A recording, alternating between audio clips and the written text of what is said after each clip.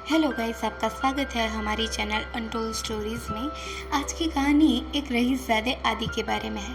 आदि निहायती पैसे वाला है और उसके दादाजी और उसके पिता ने ये बिज़नेस डेवलप किया है। वो इस कंपनी का फ्यूचर सीईओ है, जिस वजह से वो डिसाइड करता है कि वो कंपनी को ग्रो करेगा ना। ग्रो करने के लिए उसके पास एक शॉर्टकट ट्रिक भी रेडी थी। वो डिसाइड करता है कि कंपनी के वर्कर को मिलने वाला बोनस वो कम कर देंगे या फिर बंद ही कर देते हैं ना। उनके काम के पैसे तो हम उनको दे ही देते हैं। पर उसकी इस बात से उसके दादाजी और पिताजी दोनों ही एग्री नहीं करते, क्योंकि उनका मानना है कि ये जो थोड़ा सा बोनस है ना, उनकी लाइफ में बहुत ज़्यादा मैटर करता है, उनकी ज़िंदगी में बहुत सारी खुशियाँ बिखेर देता है। तो हमको ये बंद नहीं करना चाहिए। और उसके पिता भी यही मानते हैं। पर आदि तो अपने मन पे अड़ा हुआ है कि आखिरकार हम उनको एक्स्ट्रा प्रॉफिट के पैसे क्यों दें, हम उनको उनके काम के ही पैसे देंगे ना। इसी कम्युनिकेशन को लेके अगले दिन एक मीटिंग बैठती है ना। मीटिंग में आदि अपना पॉइंट ऑफ व्यू रखता है कि हम उनको उनके वर्क के पैसे देते हैं, तो एक्स्ट्रा वर्क के पैसे या फिर उनको कोई बोनस देने की कोई ज़रूरत नहीं है। पर यहाँ पे जो आदि के दादाजी होते हैं, उनका थिंकिंग काफ़ी ज़्यादा अलग होता है। वो कहते हैं कि वो अपनी मेहनत और अपनी ज़िंदगी का ज़्यादातर वक्त हमारी कंपनियों में झोंक देते हैं, और थोड़ा सा बोनस अगर उनकी लाइफ में खुशियाँ लेके आता है तो हमें उसमें कोई भी चेंजेस नहीं करने चाहिए। हमसे बन पड़ता है तो हम उनको खुशियाँ दे सकते हैं, पर उनकी खुशियाँ छीनने का हमको हक नहीं। पर आदि तो अपनी ज़िद पे अड़ा हुआ है कि कई बार तो ये प्रॉपर काम नहीं करते, उनमें बहुत सारे फॉल्ट्स होते हैं। पर आदि के जो दादाजी होते हैं वो उसे समझाते हैं कि बेटा, ये हमारे लिए कई बार 8 घंटे तो 10 घंटे तो कई बार तो 16-16 घंटे हमारी कंपनियों को ग्रो करने के लिए काम करते हैं। तो क्या हो गया अगर उनसे कोई छोटी गलती हो गई, हम इस बेस पे उनकी खुशियाँ या फिर थोड़ा सा बोनस अगर उनको दे भी देते हैं तो हमें कोई मेजर लॉस नहीं होगा ना। यहाँ पे ये लोग डिसाइड करते हैं कि वोट करके ये डिसाइड करेंगे कि इनको बोनस देना है या नहीं। तो कंपनी में से कुछ 4 लोग थे जो डिसाइड करते हैं कि हाँ बोनस देना है, और बाकी के 4 लोग ऐसा बोलते हैं कि नहीं देना है। तो यहाँ पे वोट इक्वल हो जाते हैं, जिससे यहाँ पे इनका डिसीजन पेंडिंग रहता है। यहाँ पे जो आदि के दादाजी होते हैं उसे एक बार और समझाने की कोशिश करते हैं, तो आदि के दादाजी उसे कह देते हैं कि भाई तुम क्या जानो उनकी मेहनत, जिससे आदि का मेल ईगो हर्ट हो जाता है। रही इस ईगो, वो कहता है कि आप मुझे समझते क्या हो, मैं भी उनकी तरह लाइफ जी के दिखाऊंगा, जिससे आपको आइडिया आ जाए कि ये कोई वर्थ का ही नहीं है और मैं कितना ज़्यादा काबिल हूँ और मेरा डिसीजन एकदम एक्यूरेट है। तो दादाजी भी मान जाते हैं कि इनकी मंथली सैलरी 8,000 होती है, तो आधा मंथ ऑलमोस्ट बीत चुका है। तो एक काम करो, तुम 5,000 रुपये लेके जाओ, एक नई ज़िंदगी की शुरुआत करो, जिसमें तुम्हें अपने आप को ग्रो करना है और उनकी तरह जीना है। फिर क्या था, आदि भी निकल पड़ता है मुंबई के सफ़र में, जहाँ पे सबसे पहले वो एक ब्रोकर से मिलता है जो 4,000 के किराए पे उसको एक खोली दिलवा देता है। नाउ इस खोली की हालत काफ़ी ज़्यादा खस्ता थी, जो आदि के लिए काफ़ी ज़्यादा डिफ़िकल्ट था। वो जब वहाँ पे जाता है और देखता है कि यहाँ पे तो बहुत सारी भीड़ भाड़ है, और ऊपर से ऊपर उसका कमरा तो जैसे एक हॉल ही था, ना किचन, ना कोई बेडरूम, ना कोई वॉशरूम, ना कोई वॉशरूम। इतनी ज़्यादा डिफ़िकल्ट लाइफ, तो भी उसके पास कोई ऑप्शन तो था नहीं। तो वो डिसाइड करता है कि चलो कुछ दिनों की ही तो बात है, सर्वाइव कर लेंगे। तो वो बड़ी मुश्किल से अपने आप को उस माहौल में ढाल के रात को सोने की कोशिश करता है। वो देखता है कि इन लोगों की लाइफ में काफ़ी ज़्यादा प्रॉब्लम है, पर ये जी तो रहे। नेक्स्ट मॉर्निंग जब वो फ्रेश होने के लिए जाता है, तो वहाँ पे काइंड ऑफ पब्लिक टॉयलेट की तरह एक चॉल की टॉयलेट थी, सभी के लिए कॉमन। पर वो डायरेक्ट जब वॉशरूम में जाने लगता है तो वहाँ के लड़के उसे मना करते हैं कि ऐसे कैसे भाई, ये पूरी लाइन खड़ी है और तू डायरेक्ट चला जा रहा है।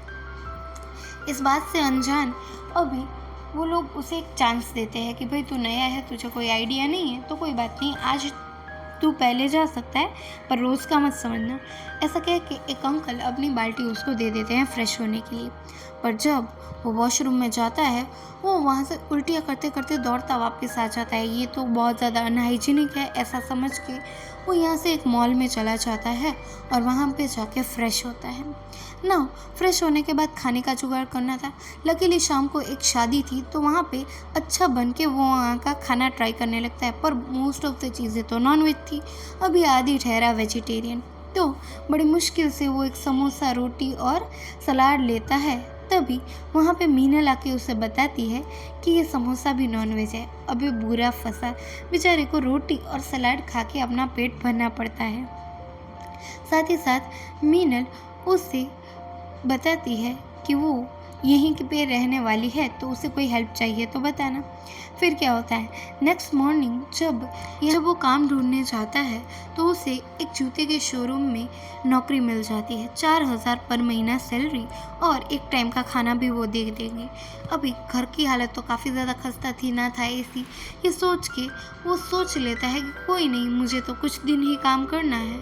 ये सोच के वो वहाँ पे काम पे रह जाता है और वहाँ पे ये जो मैनेजर होता है वो बताता है कि तुम्हारा काम तो इंडोर ही रहेगा, पर कभी हमें वर्क लोड हुआ तो तुम्हें बाहर आके भी सेल्स भी करना पड़ेगा। पर क्या करे, काम तो चाहिए। ऐसा सोच के आदि भी हाँ कर देता है और काम की शुरुआत करता है। छूटते वक्त वो एक आंटी के घर पे जाता है जो टिफ़िन सर्विस प्रोवाइड करती थी और उनकी बेटी है मीनल ना। मीनल उसको जानने की वजह से थोड़ा सा डिस्काउंट भी दे देती है और यहाँ पे अच्छे से उसके खाने का और रहने का दोनों ही बंदोबस्त हो गया है उसके बजट में। तो वो काफ़ी ज़्यादा खुश होता है कि ये तो ऐसे ही आते हैं। और दूसरे दिन जब वो काम पे जाता है तो उसी दिन ज़्यादा भीड़ होने की वजह से उसको सेल्स के लिए फ्लोर पे आना पड़ता है ना। वहाँ पे जब वो एक बच्चे को शूज़ ट्राई करवाने की कोशिश करता है तो बहुत ज़ोर से पहनाता है, जिस वजह से उस बच्चे के पैर में दर्द होने लगता है और उस बच्चे का पिता उस पर बहुत ज़्यादा चिल्लाने लगता है कि कैसे कैसे लोगों को काम पे रख लेते हैं, इतना काम भी नहीं आता, और ऐसा करके वो उससे झगड़ने लगता है। अभी आदि भी ठहरा रही ज़्यादा, तो वो सामने झगड़ने लगता है। ये भूल जाता है कि वो एक सेल्स पर्सन है, उसको सिर्फ सुनना है। बड़ी मुश्किल से मैनेजर इस हालात को संभालता है और यहाँ पे आदि भी थका हारा घर आ जाता है। वो देखता है कि कैसे भी करके सोना तो पड़ेगा। सोते ही एक पाइपलाइन फट जाती है और पूरा पानी पानी घर। बड़ी मुश्किल से उस रात को वो सो ही नहीं पाया और अगले दिन जब वो सुबह उठ के काम पे जाता है तो वहाँ पर भी लेट। मैनेजर बहुत गुस्से में उसको चिल्लाते हुए बताता है, पर खैर बेचारे की कोई गलती भी तो नहीं ना, पहली बार है, ऐसा सोच के वो माफ़ कर देता है। काम करते करते उसका एक पार्टनर अमित जो 15,000 के जूते ट्राई करने लगता है जो उसकी 4 महीने की सैलरी के वर्थ के थे। तो अमित उसे मना कर देता है कि औकात से बाहर के सपने मत देख, पर उसके तो मन में कुछ बन चुका था। यहाँ पे हम देख पाते हैं कि रात को जब आदि सोता है तो उसे बहुत ज़्यादा ठंड लग रही होती है, उसकी तबीयत ख़राब हो चुकी है। जो जान के उसके आस पड़ोस के लड़के उसे हॉस्पिटल लेके जाते हैं, यानी कि एक छोटे से क्लिनिक में। वहाँ पे उसका चेकअप करने के बाद वो डॉक्टर उसे कुछ रंग बिरंगी गोलियाँ दे देता है, पर आदि इन सब को देख के थोड़ा सा अनकंफर्टेबल हो जाता है, एज इफ़ वो पैसे वाला है तो ऐसे कोई भी दवाई नहीं खा सकता, जिस वजह से वो अपने कुछ दोस्तों को कंसल्ट करता है इस बारे में कि क्या वो ऐसी दवाइयाँ खाए या नहीं। तो उसके दोस्त समझाते हैं कि भाई तू रईस ज़्यादा इसलिए तेरे को भरम है, बाकी लोकल लोग, आम लोग ऐसे ही अपना इलाज करवाते हैं। फिर भी तुझे ट्रस्ट ना हो तो तू किसी से प्रोफेशनल से पूछ ले ना। इसकी ये सब बातें मीनल सुन लेती है और मीनल को उसकी सच्चाई के बारे में पता चल जाता है। उसे पता चल जाता है कि आदि कोई मामूली आदमी नहीं, वो तो एक रईसज़ादा है जिसकी लाइफ काफ़ी ज़्यादा सेटल है। और एक चैलेंज जो यहाँ पे आदि उससे शेयर करता है कि वो एक चैलेंज की वजह से यहाँ पे कुछ वक्त के लिए आता है। तो मीनल भी उसको प्रॉमिस करती है कि वो उसका ये सीक्रेट ही रखेगी, पर जब तक वो यहाँ है वो इन लोगों पे ट्रस्ट करना सीखे, और अगर वो ट्रस्ट करता है तो वो रंग बिरंगिया गोलियाँ खा ले। जिस वजह से यहाँ पे मीनल की बात सुन के आदि थोड़ा ज़्यादा कन्विंस हो जाता है और वो डिसाइड करता है कि वो गोलियाँ खा के ट्राई करेगा और लोगों पे ट्रस्ट करना सीखेगा जो लोग कब से उसकी मदद करना चाहते हैं ना। यहाँ पे मीनल की बात मान के वो वो गोलियां खा लेता है और भगवान से प्रे करता है कि प्लीज़ मुझे अगली सुबह ज़िंदा रखना। और जब अगली सुबह होती है तो वो बिल्कुल चुस्त तंदुरुस्त हो चुका था। और ये जान के उसके जो फ्रेंड्स होते हैं वो भी काफ़ी ज़्यादा खुश होने लगते हैं और उसकी हेल्प भी करते हैं।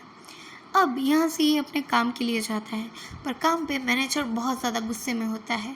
उसको पता चलता है कि जो उसका दोस्त अमित था वो 15,000 के जूते लेके भाग चुका है और उसकी जगह पे उसने अपने 100-200 रुपए वाले सस्ते जूते फिक्स कर दिए हैं। नाउ ये जान के वो जो मैनेजर होता है, अमित तो वहाँ पे था नहीं, तो अपना गुस्सा आदि पे निकालने लगता है कि तेरी जिम्मेदारी थी ना, तुम दोनों साथ ही काम करते थे तो तुझे पता कैसे नहीं चला कि वो इतने महंगे जूते लेके चला गया है। यहाँ पे आदि उनके सामने आर्ग्यूमेंट करने लगता है कि उसकी गलती की सज़ा आप मुझे मत दो, मुझे क्यों बोल रहे हो। तो वो मैनेजर कहने लगता है कि मैं तेरी ही 4 महीने की पगार काट लूँगा। जो जान के आदि बहुत ज़्यादा गुस्से में आ जाता है, उनसे भिड़ने लगता है। अभी यहाँ पे मैनेजर उसे पुलिस की धमकी देने लगता है और पुलिस को बुला भी लेता है। तो आदि कहने लगता है कि तू जानता है मेरा बाप कौन है, एसेक्ट्रा एसेक्ट्रा, पर कोई फ़ायदा नहीं होता। और वो पुलिस वाले उसको यहाँ से लेके जाने लगते हैं। तभी पुलिस वाले भी उसको वैन में ऑफ़र करते हैं कि यहाँ पे मामला निपटाना है कि चले थाने। तो आदि अपने पास बचे हुए लास्ट 200 रुपये भी पुलिस वालों को दे के यहाँ पे आ जाता है घर पे वो यहाँ पे इन लोगों की प्रॉब्लम्स को देख के उनको काफ़ी ज़्यादा मन में ह्यूमिलिएट करने लगता है, या कुछ वियर्ड सा वो फील करते हैं कि आखिरकार ये ऐसी ज़िंदगी जीते ही क्यों हैं, क्यों जी रहे हैं ये ऐसे। पर तभी मीनल आके उसे समझाती है कि तुम बहुत ही डरपोक और कायर हो। ज़िंदगी में लड़ना ही हमारी हकीकत है। अगर हम हार मान लें तो हमारा शायद अगली सुबह ही ना हो, क्योंकि कई बार हमें खाना ना मिले, पानी ना मिले या काम भी ना मिले, फिर भी हम हार नहीं मानते, अगले दिन नए काम की शुरुआत करते हैं। शायद ज़िंदगी ऐसे ही तो चलती है। और तुम तो एक ही हार से हार मान चुके हो। तुम्हें इससे 1 महीना ये लाइफ जी नहीं जा रही, हम तो कई सालों से ऐसे ही जीते हैं ना। उसकी ये बातें सुन के अभी आदि को समझ आता है कि उनकी लाइफ कितनी ज़्यादा डिफ़िकल्ट है और वो बोनस उनके लिए कितना ज़्यादा इम्पोर्टेंट है। वो डिसाइड करता है कि बाकी के कुछ दिन जो बचे हैं वो इन लोगों के साथ हंसी खुशी जिएगा। तो वो नया काम नहीं ढूंढता, बल्कि इन लोगों की लाइफ को एक्सप्लोर करता है, उनकी डिफ़िकल्टी को समझता है। मंथ एंड होते ही उसके दादाजी उसे पिकअप करने आए थे। तो पूरे मोहल्ले वाले शॉक हो जाते हैं कि अरे ये रईस दादा हमारे साथ ऐसे रहता था। तो जान के वो काफ़ी ज़्यादा खुश होते हैं। अभी आदि यहाँ से जाने लगता है, तभी उसको अमित का कॉल आता है।